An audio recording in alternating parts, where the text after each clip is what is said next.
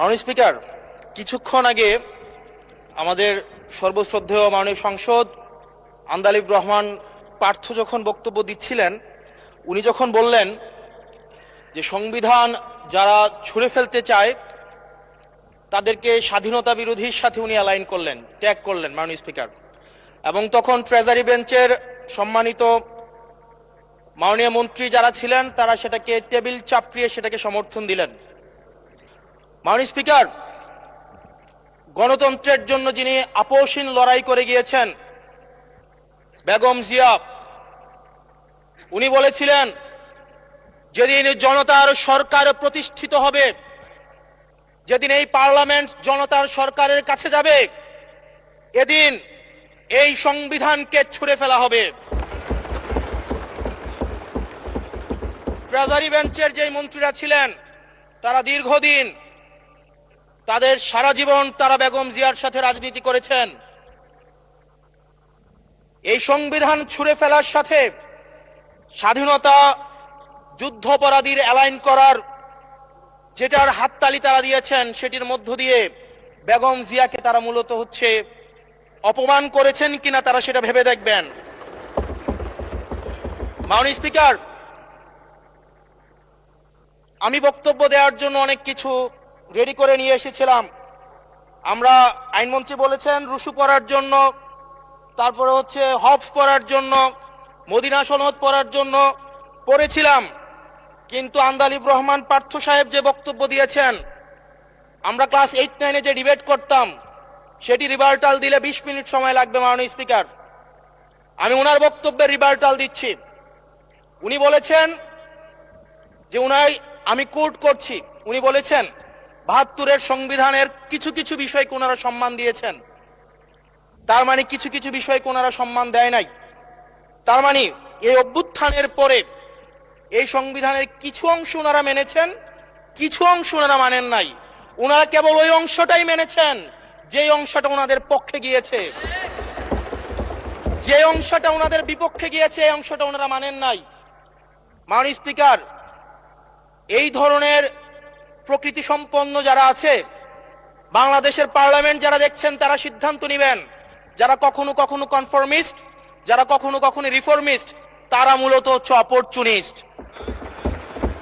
এখন আমি সংবিধানের কিছু কিছু ধারা মানব, কিছু কিছু ধারা মানব না। আমি কখনো কখনো সাংবিধানিক, কখনো কখনো আমি অসাংবিধানিক। মাননীয় স্পিকার, যখন ডক্ট্রিন অফ নেসেসিটির প্রশ্ন আসে, মাননীয় স্পিকার, এই এক্সিস্টিং সংবিধান অনুযায়ী যখন 7A এবং 7B বলবৎ থাকে, সেই জায়গা থেকে আইনজ্ঞরা, মাননীয় স্বরাষ্ট্রমন্ত্রী উনি থাকলে ভালো হতো। ডক্ট্রিন অফ নেসেসিটি মাননীয় স্পিকার 48-এর 3 অনুযায়ী রাষ্ট্রপতি সুপ্রিম কোর্টের মাধ্যমে একটা এই 106-এর অ্যাডভাইজরি একটা রুল আছে মাননীয় স্পিকার। এই অ্যাডভাইজরি রুলের মাধ্যমে সংবিধানের ফান্ডামেন্টাল কোনো বিষয় কম্প্রোমাইজ করা যায় না। মাননীয় স্পিকার, যদি আমি এই সংবিধান মানি তাহলে এই অন্তর্বর্তীকালীন সরকারের বৈধতা প্রশ্নবিদ্ধ হয়। মাননীয় স্পিকার, মাননীয় স্পিকার, যদি এই সংবিধানকে আমি ধারণ করতে চাই, মেনে চলতে চাই, সেদিন 64 বিধি অনুযায়ী অ্যাটর্নি জেনারেল নিয়োগ দেওয়া হয়েছিল 6 আগস্ট। মাননীয় স্পিকার, এই সংসদে প্রশ্ন রাখতে চাই, তৎকালীন বর্তমান রাষ্ট্রপতি চুপ্পু, তখন বলা হয়েছে অ্যাটর্নি জেনারেল নিয়োগ দেওয়ার ক্ষেত্রে প্রধানমন্ত্রীর সাথে আলোচনা করতে হবে। সেদিন কোন প্রধানমন্ত্রীর সাথে আলোচনা করা হয়েছিল সেটা আমাদেরকে অ্যাটর্নি জেনারেল জানাবেন।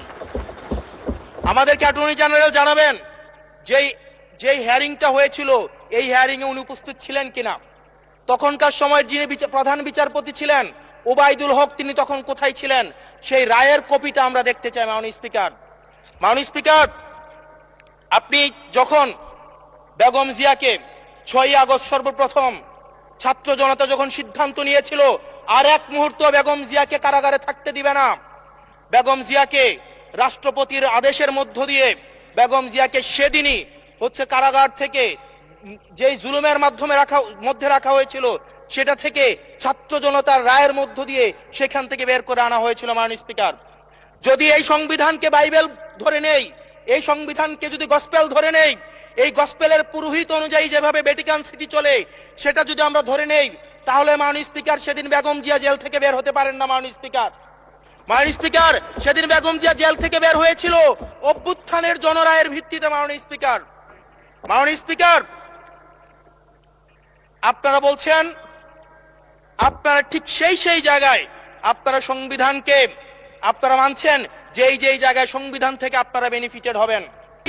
মাননীয় স্পিকার গ্রামের ভাষায় কথা আছে, বলতে চাই না, যে গাং পার হইলে মাঝি কোন দুলা ভাই।